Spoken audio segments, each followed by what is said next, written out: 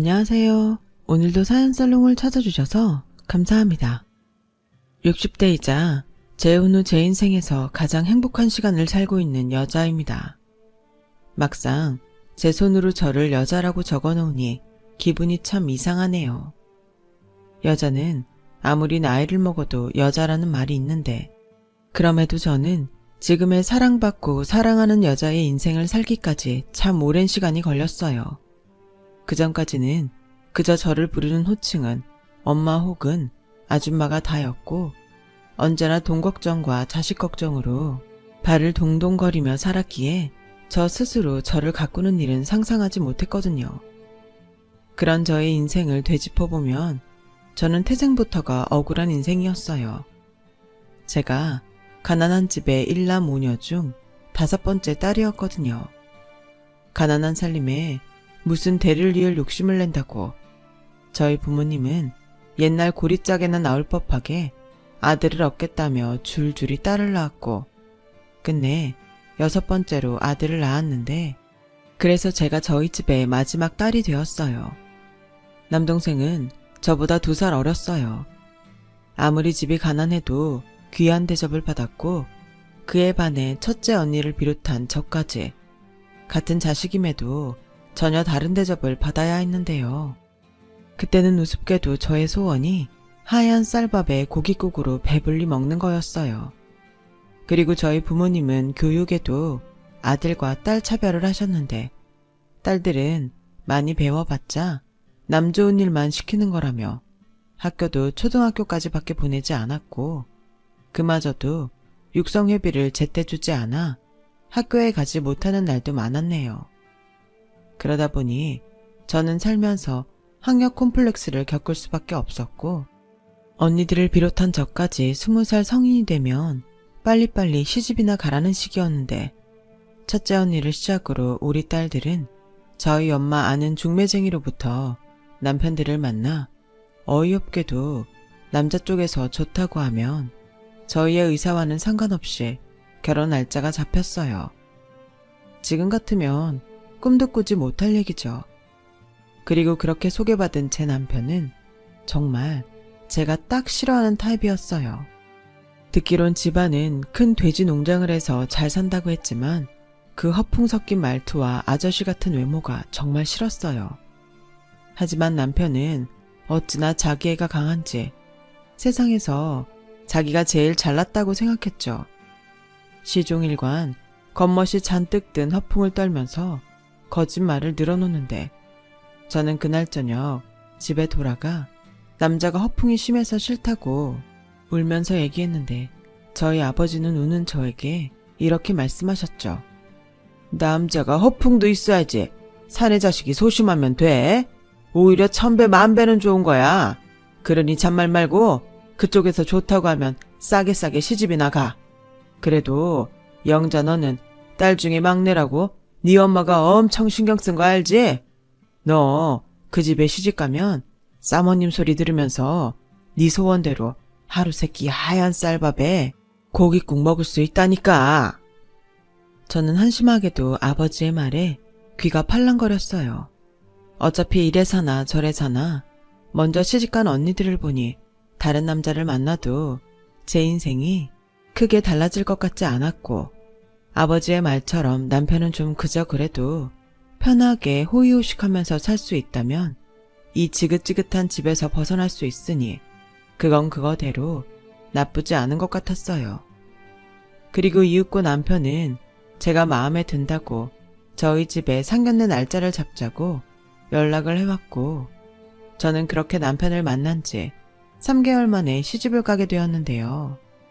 제가 결혼 후 살 곳은 저 멀리 경상도에 있는 어느 시골 동네였어요. 시댁이 그곳에서 농장을 하고 있었거든요. 농장은 듣던 대로 규모가 엄청났지만 그곳의 삶은 아버지가 말씀하셨던 대로 호의호식하는 삶은 아니었어요. 시어머니는 엄청 깐깐한 사람이었고 마치 저를 돈 주고 데리고 온 식모 취급을 하셨는데 그나마 결혼 초에는 남편이 저를 마음에 들어해 챙겨주었기에 타지의 생활을 버틸 수 있었어요. 환경 탓인지 그래도 제가 믿을 사람은 남편밖에 없더라고요. 하지만 그것도 잠시. 결혼한 지 6개월 만에 저는 임신을 했는데 제가 임신을 하자 남편은 밖으로 돌기 시작했고 급기야 술집을 다니면서 대놓고 외도까지 저질렀는데요. 아무리 절절히 사랑한 남편은 아니라 해도 그 배신감은 이루 말할 수 없었어요. 그런데요, 남편의 외도만큼이나 제가 더 비참했던 게 뭐였는지 아세요? 그건 바로 남편의 외도를 알면서도 큰 문제가 아니라는 듯 말하는 시어머니의 태도였어요. 남자가 살다 보면 한눈도 팔고 그러는 거지. 그런 걸로 시끄럽게 굴지 마라. 원래 남자들이 자기 마누라 임신하면 밖에서 풀고 그러는 거야. 너는 그냥 알아도 모르는 척 해라. 그게 여자의 미덕이야. 웃기죠? 무슨 그런 게 미덕이라고 며느리한테 떠드는지. 저는 아마도 그때부터 남편에 대한 마음을 완전히 접게 된 것 같아요. 하나를 보면 열을 한다고 그런 남편에겐 어떤 희망도 없다고 생각했거든요. 그래서 기회가 되면 몰래 돈을 모아 아이를 데리고 이혼하겠다는 마음을 품고 그렇게 살았는데 막상 제가 아들을 낳으니 시어머니는 손이 귀한 집에 아들을 낳아줬다며 마치 저의 아들을 자기의 아들처럼 끼고 사셨고 모르는 사람들은 시어머니가 아이를 전담하다시피 하니 저에게 편하겠다고 모르는 소리를 했는데요. 정작 저는 아들을 뺏긴 기분이었어요. 너 내 신경 쓰지 말고 농장 일이나 해. 내가 너보다 경험도 있고 가방끈도 기니 키워도 너보다야 잘 키우지 않겠니? 그러니 너는 민석이 육아에서 손 떼라. 손을 떼라고요? 어머니, 그래도 제가 엄마인데 어떻게 그래요. 저희 아들 예뻐해 주시는 건 너무 감사하지만 말씀도 그렇고 정도가 너무 지나치신 것 같아요. 어머, 얘가 지금 뭐라는 거니? 네가 우리 민석이 낳아줬다고 뭐라도 되는 것 같아? 넌 그냥 우리 민석이 낳아준 씨바지 같은 거야. 어디 무식한 게 애를 키우겠다고 설쳐? 넌 그냥 시키는 일이나 해. 알겠어?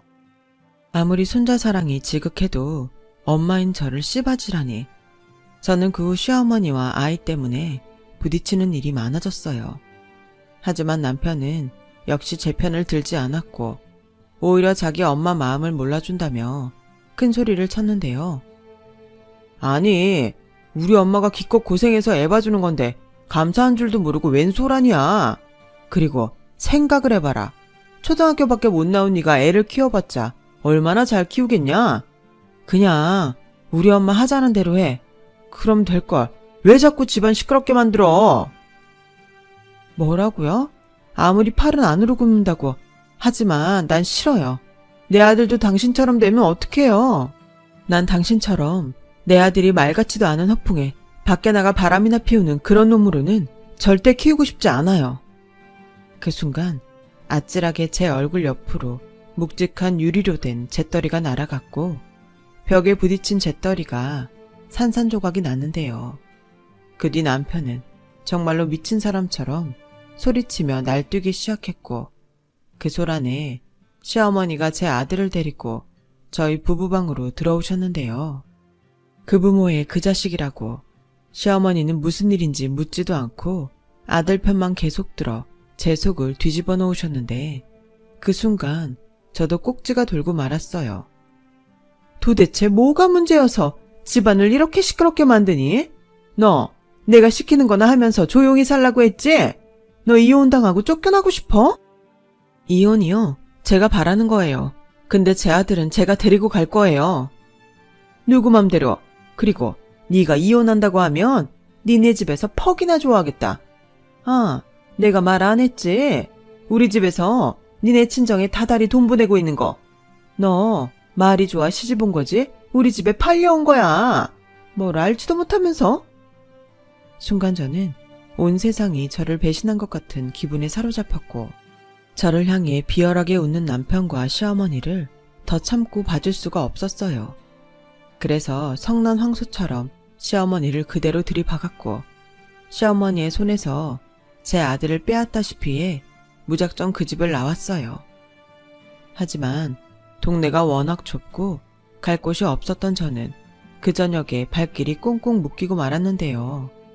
그 순간 농장이 바쁠 때 가끔 와서 일을 하시는 할머니가 생각나 마치 피난이라도 가는 사람처럼 할머니에게 도움을 청했어요.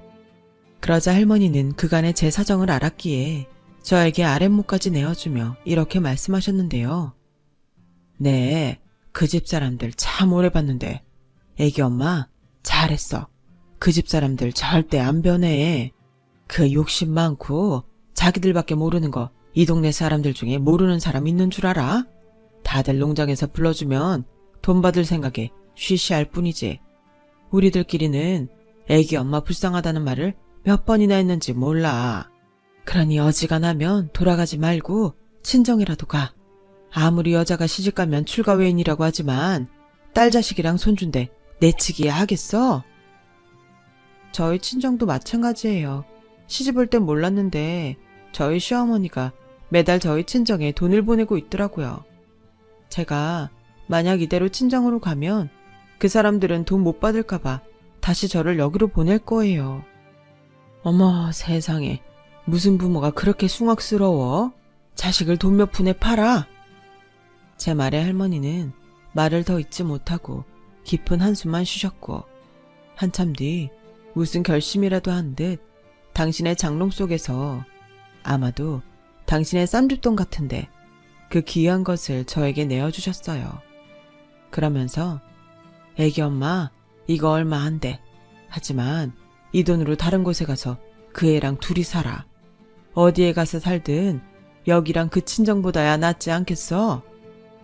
라고 말씀하시는데 저는 염치가 없는 거라는 걸 알면서도 그 돈을 받고 싶었어요. 그 돈이 저에겐 유일한 동아줄 같았거든요. 그래서 저는 꼭 갚겠다는 말을 하고 그 돈을 받았고 다음날 남편과 시어머니가 눈치챌까 몰래 터미널로 가서 서울행 고속버스 표를 샀는데요. 그렇게 저는 지옥을 빠져나올 수 있었는데 그런 생각도 잠시, 여자 혼자 아이를 키우며 삭막한 서울살이를 한다는 건 역시 저에겐 또 다른 지옥이었어요. 아이가 어려서 어디 떼놓지도 못했고 그런 저에게 일자리를 주는 곳은 더더욱이 없었거든요. 게다가 할머니가 주신 돈으로는 월세방도 얻을 수 없었기에 여인숙 달방을 전전하며 살았는데 그때는 지금보다 방음이 워낙 안 됐기에 아이가 우는 날이면 쫓겨나기 일쑤였어요. 그렇게 힘든 3개월을 보냈고 도저히 서울에서는 살 수가 없을 것 같아 어떻게 해야 하나 막막하기만 했는데 죽으라는 법은 없다는 말이 맞는지 그때 당시 같은 여인숙 달방에 묵던 한 여자가 아이를 데리고 할 수 있는 일자리가 있다며 어떤 집의 주소와 연락처를 적어줬는데 아마 그때 그 도움이 없었다면 끝내 저는 서울살이를 포기했을지도 몰라요. 여기 가면 숙식이란 일자리는 해결할 수 있을 거예요. 거기 사모님이 굉장히 인품이 좋으시거든요. 사실은 내가 가려고 했던 곳인데 애기 엄마가 가요. 정말요? 근데 그렇게 좋은 일자리를 저한테 주는 거예요? 왜요? 저는 고향으로 돌아가기로 했거든요. 저희 집이 강원도 산골인데 부모님이 산에서 약초를 캐다 다치셨다고 해서요. 자식이라고는 저 하나라 제가 가서 돌봐드려야죠. 아, 그래요? 저는 너무 감사한 일인데 부모님이 많이 안 다치신 거면 좋겠어요. 그리고 정말 고맙습니다. 이 은혜 평생 잊지 않을게요. 어려운 사람끼리 도와야죠. 애기 잘 키우세요. 저는 그날 그 여자가 저에겐 예수님이고 부처님 같았어요. 그리고 다음날 아침 소개해준 곳에 전화를 했고 전화를 받은 사모님은 집에 상주하며 가사일을 대신해줄 수 있는 사람을 찾고 있다고 했는데요. 아이가 있어도 괜찮다고 하셨어요. 그래서 그날 바로 신이 나서 그 집으로 갔고 꽤 큰 2층짜리 주택에 딱 봐도 행복해 보이는 가족들이 있었는데 모두 저와 제 아들을 반갑게 맞이해줬어요. 어머, 정말 애기네? 몇 개월이에요? 이런 작은 애를 데리고 그동안 고생 많았겠네요. 네, 제가 사정이 좀 있어서. 말하고 싶지 않으면 안 해도 돼요. 그리고 주방 옆에 조그만 방이 하나 있는데 그 방 쓰면 되고, 애기 먹을 건 냉장고에서 아무거나 다 써도 되니까 편하게 만들어 먹여요.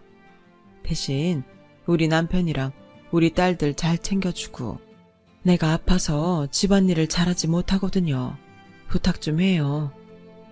사모님은 안 그래도 얼굴빛이 창백해 보였는데 유방암을 앓고 계셨고 몇 번이나 재수술을 했는데도 재발이 돼서 안타까운 상황이었어요. 하지만 사장님도 딸들도 모두 희망을 잃지 않고 가족끼리 사이가 좋았는데 이런 집도 있구나 라는 부러움이 생기더라고요. 그 후 저는 정말로 열심히 일했어요. 이곳이 아니면 누가 우리 모자를 받아주겠나 하는 마음과 이런 저를 기꺼이 받아준 사모님을 위해서 최선을 다해 일을 했는데요. 그래도 희망이 있었는지 사모님의 병세는 많이 호전되었죠. 그리고 저는 그곳에서 무려 15년 동안 일을 했고 사모님의 도움으로 그 빌어먹을 남편과도 무사히 이혼할 수 있었는데요. 제 아들을 포기할 수 없다고 버티는 시어머니에게 그간 저에게 부당한 노동과 대우를 했다는 점을 문제 삼아 위자료 청구까지 하겠다고 세게 나갔고 남편과 시어머니는 아이를 포기하는 대신 위자료와 양육비는 제가 시댁에 있는 동안 저희 친정에 보내준 돈으로 대신한다고 했어요. 물론 억울한 부분이 없지 않았지만 앞으로 평생 저들과 아이 문제로 엮일 일이 없다고 생각하니 그것만으로도 좋았던 저는 무사히 이혼한 것에 의미를 뒀고 시간이 많이 지났지만 기꺼이 쌈짓돈을 꺼내주신 할머니에게도 돈을 갚을 수 있었는데요. 안타깝게도 할머니는 이미 돌아가셔서 이제는 그 집에 돌아와 살고 있다는 큰 아드님께 이자와 그 돈을 대신 드렸어요. 그것으로 저는 마음이 홀가분해졌는데 사모님은 다 큰 아들이 혼자 쓸 방이 있어야 하지 않냐며 아들 방까지 하나 더 내어주셨고 이렇게나 많은 도움을 주셨는데 제 아들까지 신경 써주시는 사모님의 마음에 저는 너무 고마워서 시켜만 준다면 평생 여기서 일하고 싶다고 말했어요. 하지만 이런 어미 속도 모르고 사춘기에 접어든 아들은 제가 남의 집 가사 일을 하는 것도 싫고 주인 집에 얹혀 사는 신세도 싫다며 무조건 나가서 살자고 떼를 썼는데요. 이미 그때까지도 감사한 마음에 사모님의 약이며 병간호까지 맡아서 했던 저는 가운데에서 여간 곤란한 게 아니었어요. 아씨, 애들이 나 여기 얹혀 사는 거 알았어. 이제 어떡할 거야? 왜 이사를 안 가는 건데? 그렇게 오래 일했는데도 돈이 없어? 우리 거지야? 너는 무슨 말을 그렇게 해? 이제 어떡할 거냐고. 나 쪽팔려서 학교 안 가.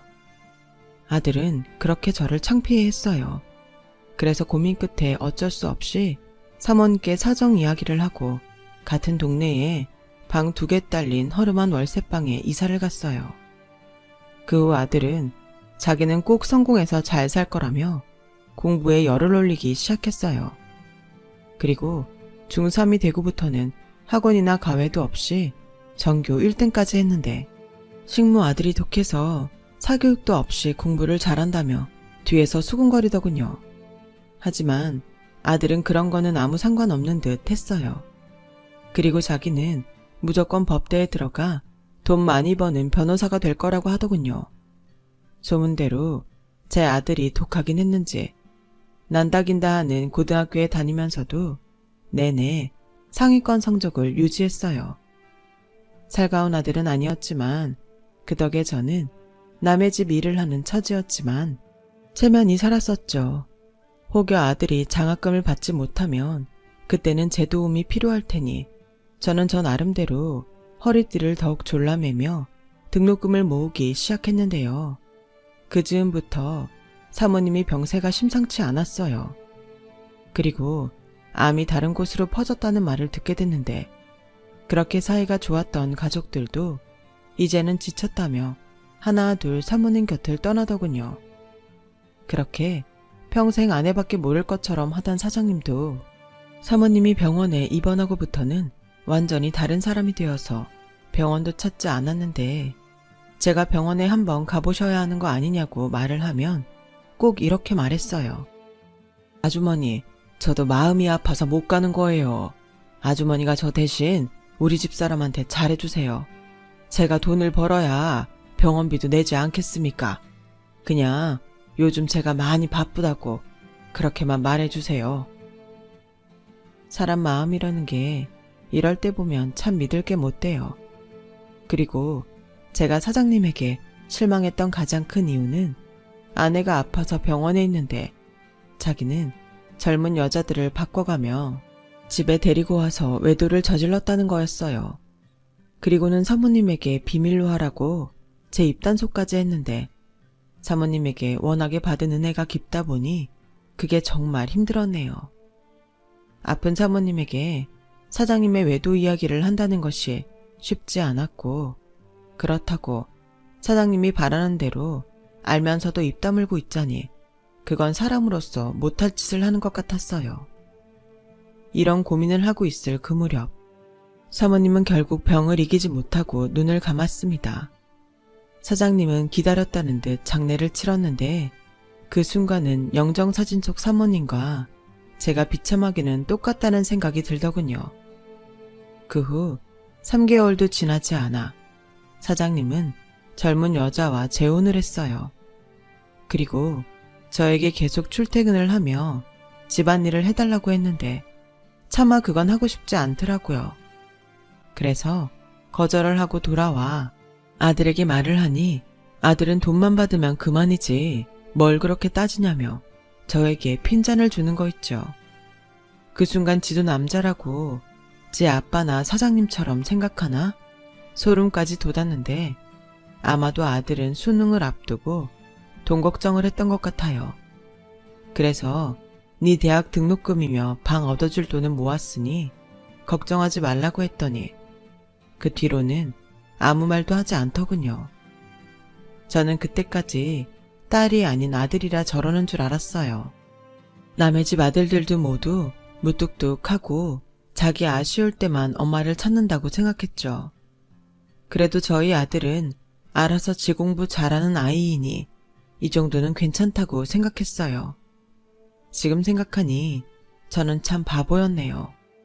공부보다 인성이 중요한 것을 그냥 사내 아이라 그런 줄 알았다는 게 제 잘못 같아 마음이 오랫동안 아팠어요. 하지만 그때 아들을 잘 키우고 돈 걱정 없이 사는 것이 제 인생의 목표였기에 그런 건 보이지 않았고 아들은 열심히 공부한 끝에 와이대 법대에 합격했는데 저는 그게 아들이 저에게 해주는 효도라고 생각했어요. 제가 법대에 들어간 것도 아닌 그저 아들 인생일 뿐이었는데 그리고 아들은 오로지 돈 잘 버는 변호사가 되겠다며 알바도 하지 않고 공부만 하더군요. 그 뒤엔 이상하게도 공부만 하는 것 치고는 장학금 한 번을 타오지 못했어요. 거긴 워낙에 공부 잘하는 애들만 있어서 그래. 엄마는 법대 공부가 뭐 설거지처럼 쉬운 줄 알아? 아니, 엄마가 뭐라고 하는 게 아니라 네가 공부를 그렇게 열심히 하는데 안타깝다는 거지. 거짓말 마. 내가 엄마 돈 갖다 쓰는 게 싫은 거잖아. 이미 군대도 다녀온 아들이 한 말이었어요. 다른 집 아들은 군대에 다녀오면 모두 처리된다고 하던데 저희 아들은 사춘기 시절에 멈춰 있었고 그런 아들이 저에겐 세상의 전부여서 대학 등록금을 대며 식당 일을 했어요. 그렇게 자그마치 10년을 뒷바라지한 끝에 아들은 변호사 배지를 달 수 있게 됐고 내심 이제 끝났다. 나도 이제 변호사 아들 덕 좀 보며 쉬어야겠다 라고 생각했는데 변호사 타이틀 단지 3개월도 되지 않아 아들은 저에게 결혼을 통보했어요. 엄마, 나 결혼해. 뭐? 지금 엄마한테 결혼한다고 통보하는 거야? 어쩔 수 없어. 애가 생겼거든. 근데 오히려 잘된 일이야.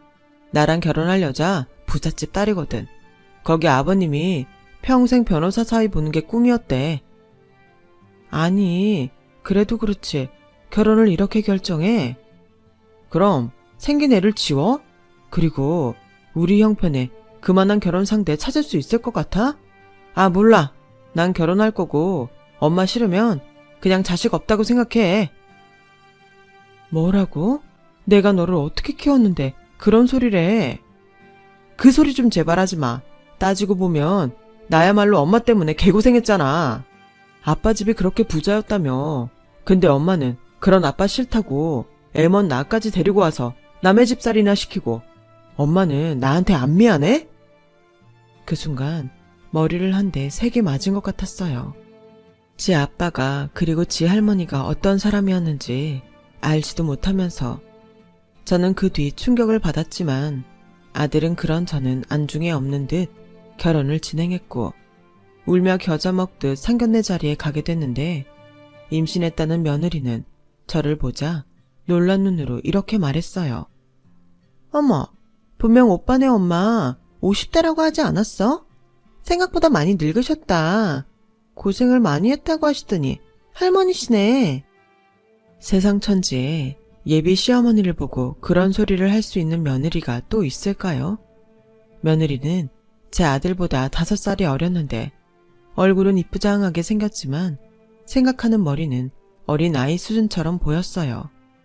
하지만 제 아들은 그런 무례한 말을 듣고도 아무렇지 않게 웃기만 했고 저보다 장인 장모 될 사람에게 더 방글방글 웃으며 비위를 맞추는데 딱 지 아빠 젊었을 때를 보는 것 같았어요. 그렇게 키우지 않겠다고 큰 소리까지 쳤는데 저는 씁쓸한 마음에 입안도 까끌거렸고 음식도 먹는 둥 마는 둥 하며 상견례를 마쳤는데 사돈네가 부자는 부자인지 제 아들이 변호사니 아무것도 필요 없다며 모든 걸 자기네들이 알아서 한다고 했어요. 아들은 그 소리에 크게 웃으며 감사하다고 몇 번이고 고개를 조아렸어요. 그리고는 저에게 봤지? 나도 이제 든든한 처가가 생겼어. 이제 고생 끝. 행복 시작이야. 엄마도 좋지? 라고 말하는데 저는 이미 결정된 결혼에 초를 쳐서 뭐하나 싶어 그냥 웃어 넘겼어요. 그리고 아들의 결혼은 며느리의 배가 불러오기 전에 해야 한다는 사돈 내외의 뜻에 따라 정말 초스피드로 진행됐죠.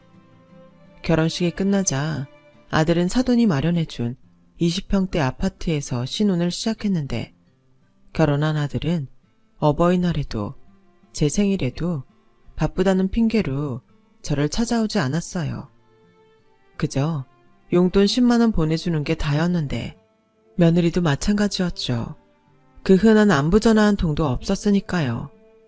하지만 새끼가 뭔지 하루에도 너는 너, 나는 나 각자 살자 라는 생각을 하다가도 돈 많은 처가에서 무시나 당하는 건 아닌지 걱정이 됐고 게다가 손주 출산도 얼마 남지 않으니 마음이 쓰였어요. 그리고 이윽고 며느리가 결혼한 지 얼마 안 돼 딸을 낳았고 저는 미우나 고우나 할머니가 됐다는 기쁨에 그간의 서운함을 잊으려 했는데요. 손주 얼굴 볼 날만 기다리던 저에게 아들은 전화로 엄마, 애기는 면역력이 약하니까 애기는 나중에 보러 와. 어차피 우리 바로 산후조리원 들어갈 거야. 산후조리원은 보호자 말고는 못 들어오니까 내가 나중에 집에 가면 연락할게요.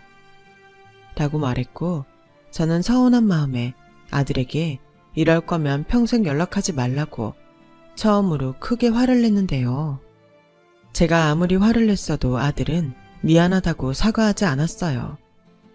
저는 아들 내외에게 괘씸한 마음이 들어 정말로 연을 끊을 각오를 했는데 TV에서 애기들이 나오면 보지도 못한 소녀 생각에 마음이 뒤숭숭했고 급기야 저는 제가 먼저 숙이고 들어가려 전화를 했는데 아들이 뜻밖의 집으로 애기 얼굴 보러 오라고 했어요. 핏줄이 뭔지 그간 서운하고 화났던 마음도 있고 저는 반찬을 하나 가득해서 아들 집에 처음 방문하게 됐는데요. 아직도 그날의 충격을 잊을 수가 없네요. 제가 아들 집에 도착하자 초인종을 누르기도 민망하게 현관문이 활짝 열려 있었고 안에서는 며느리의 목소리가 쩌렁쩌렁하게 들려왔는데요. 제 이야기를 하고 있었어요. 뭐야? 왜 자기 마음대로 어머니를 여기 오라고 해? 거절도 한두 번이지. 그럼 우리 엄마는 언제까지 애기 얼굴도 못 보는 건데? 평생, 가능하면 평생 안 봤으면 좋겠어. 뭐? 야, 그래도 이건 너무 심하잖아. 심해? 자기 왜 나한테 어머니 식모살이 한 거 감췄어? 자기도 어머니 창피하니까 그런 거 아니야? 근데 남인 나는 오죽하겠어? 가난한 자기 하나 건져준 것만 해도 감지덕지라고 생각해. 순간 저는 두 손이 바들바들 떨렸어요. 그래서 가지고 온 반찬을 손에서 놓쳤고 그 소리가 복도에 울렸는데 그제야 아들이 나와서 저를 봤어요. 그리고 아들 얼굴을 본 순간 눈물이 울컥 나오더라고요. 엄마, 언제 왔어? 1층 문 열려 있었나? 그래도 전화라도 하지. 엄마는 그냥 문이 열려 있어서. 근데 그냥 갈게. 엄마, 진짜 미안한데 내가 이런 말 하면 나쁜 놈인 거 아는데. 엄마, 우리 당분간 보지 말자. 알잖아. 나 가진 거 하나 없이 변호사 타이틀 하나로 결혼한 거. 앞으로 사무실 개원이나 이것저것 처가에 도움받을 일투성인데 와이프 싫다는 일 안 하고 싶어. 엄마가 나 좀 이해해주면 안 될까? 나 엄마 아들이잖아. 아들이 잘 살기 바라는 게 엄마 마음 아니야? 참, 그 말을 듣는데 그 똑똑한 아들이 언제 저렇게 멍청해졌나 싶었어요. 그리고 이젠 정말 천륜이라도 끊어버리자 하는 마음으로 뒤돌아 서려고 하는데 제 등 뒤에서 짜증난 며느리의 목소리가 들리더군요. 뭐야? 진짜 온 거야? 아씨, 짜증나. 예, 나 그냥 갈 거야. 그리고 네가 바라는 대로 평생 오지 않을 테니 내 아들 그만 잡아. 어머머, 어머니, 지금 저한테 뭐라고 하시는 거예요? 어머니가 그럴 입장이 되신다고 생각해요? 식모 생활 그렇게 오래 하셨으면 눈치라도 있어야죠. 그래, 나 그렇게 힘들게 내 아들 키웠다. 아무것도 없이 뒷바라지 한다는 게 어떤 건지 넌 알기나 하니? 엄마, 그만해. 왜 엄한 사람한테 화풀이를 해? 그리고 내가 혼자 알아서 했지. 엄마가 해준 게 뭐가 있어? 저는 아들의 그 한마디에 지나온 시간이 모두 물거품이 됐어요. 뭐를 위해서 살았나 그렇게 후회만 됐어요. 그 후 저는 정말로 그런 자식은 애초부터 없었다는 듯 살았고 무슨 운명의 장난인지 다 늙어서 저 좋다는 사람을 만나게 됐는데 하도 이 사람 저 사람에게 대이다 보니 제 평생의 남편이 될 인연인 줄도 모르고 거절만 수십 번을 했어요. 하지만 고맙게도 이 남자는 한결같이 저를 기다렸고 만날 때마다 누구처럼 허풍도 없고 말과 행동이 신중하고 검소한 게 시간이 지나면 지날수록 이 사람의 진가가 보이는 것 같았어요. 무엇보다 사람이 진실한 게 제 마음을 움직였죠. 그래서 50대 나이에 처음으로 연애를 시작했어요. 그리고 그 남자에게 평생 받지 못한 사랑을 받게 됐는데 그 남자와 사계절을 모두 보낸 뒤 청혼을 받던 날 저는 뜻밖의 사실을 알게 됐어요. 글쎄, 항상 검소하게만 다니던 이 남자가 사실은 큰 공장을 갖고 있는 사장님이더라고요. 게다가 평생 일만 해서 결혼도 하지 못한 총각이었는데 아직도 사실 확인이 어렵지만 제가 첫사랑이래요. 그래서 자기는 자신의 모든 것을 저에게 쏟아 평생 잘해주고 싶다고 했는데요. 그 순간 어릴 때 하얀 쌀밥에 고깃국으로 배불러 보고 싶다는 어린 제가 생각났고 이미 꽃다운 시절은 다 갔지만 남은 시간은 이 남자의 사랑을 받으며 살고 싶다는 마음이 들었죠. 그래서 작지만 둘만의 가장 행복한 결혼식을 올렸습니다. 평생 부럽다고 생각하기만 한 마당 있는 주택에서 신혼생활을 시작했는데 제 생일이 다가올 즈음 남편이 먼저 아들 내외를 집에 초대하는 게 어떻겠냐고 했어요. 아들 내외를요? 난 싫어요. 이제 난 그것들이랑 상관없이 살 거예요. 내가 전에 다 말했잖아요. 난 아직도 그것들을 생각하면 심장이 떨리는데. 그래서 하는 말이지. 언제까지 심장 떨려 하면서 살 순 없잖아. 나만 믿고 집에 한번 오라고 해. 우리 이렇게 잘 사는 거 보여주자고. 저는 남편의 말에 그래, 나도 이렇게 잘 산다는 거 그것들에게 보여주자 라고 생각했고 참 오랜만에 아들에게 전화를 했는데요. 아들은 역시나 제 전화를 반가워하지 않았어요. 하지만 제가 재혼을 했고 남편이 시키는 대로 새아버지가 니네 장인처럼 부자라고 말을 하니 아들은 손녀와 며느리를 데리고 집에 오겠다고 먼저 말을 했고 주소를 알려달라고 했는데요. 그 주 아들 내외는 뭐가 급했는지 저희 신혼집을 찾아왔어요. 그리고는 어안이 벙벙해서 마당이며 집안 곳곳을 살폈는데 며느리가 저에게 전에 없던 눈웃음을 치며 이렇게 말하더군요. 어머니, 안 그런 줄 알았는데 재주가 좋으시네요. 이 집은 자가인 거죠? 저분이 새아버님? 안녕하세요. 듣던 대로 사장님 얼굴이시네요. 그런 얼굴도 있나요? 저희 아빠도 사장님이시거든요. 다른 사람들은 몰라도 저는 알아요. 여유 있는 얼굴이랄까? 칭찬으로 들을게요. 네, 칭찬 맞아요. 이제야 양가가 급이 좀 맞는 것 같네요. 안 그래, 여보? 여보는 좋겠네. 부자인 새아버지가 생겨서. 그렇지. 그래도 어머님이 좀 오버하신 것 같아요. 저희 아빠처럼 부자라니. 저희 집 진짜 돈 많아요.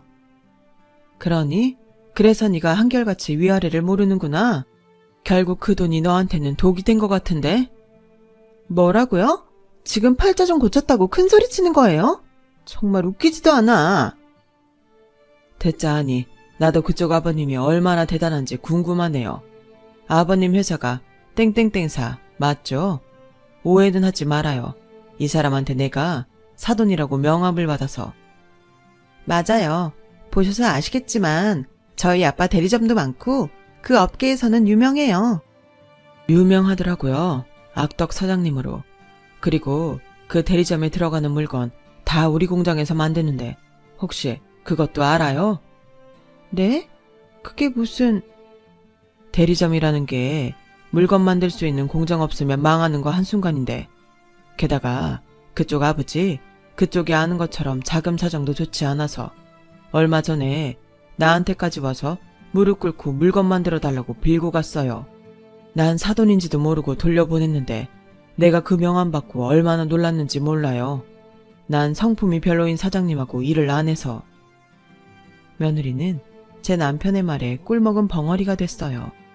그리고 아들은 미묘하게 입꼬리를 올리며 웃는 것 같았는데 언제부터 그렇게 살가운 아들이었다고 음식이 맛있네, 엄마가 보고 싶었네 라며 마음에도 없는 소리를 했는데요.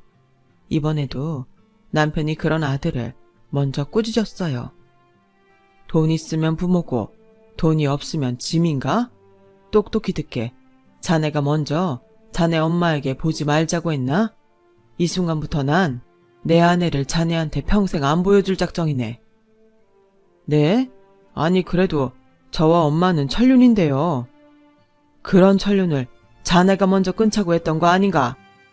아니 그럼 도대체 여길 왜 오라고 한 거예요?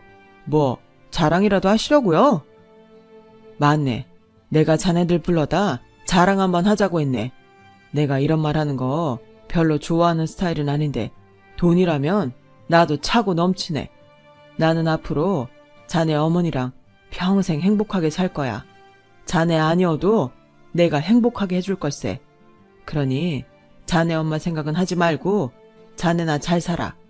그 처가가 언제까지 자네 뒤를 밀어줄 수 있을지는 모르겠지만 내 새아버지로서 조언 하나만 하자면 자네 처가한테 너무 기대지 말고 여기저기 빚이 많은 양반이라 빚 좋은 게 살고 알지?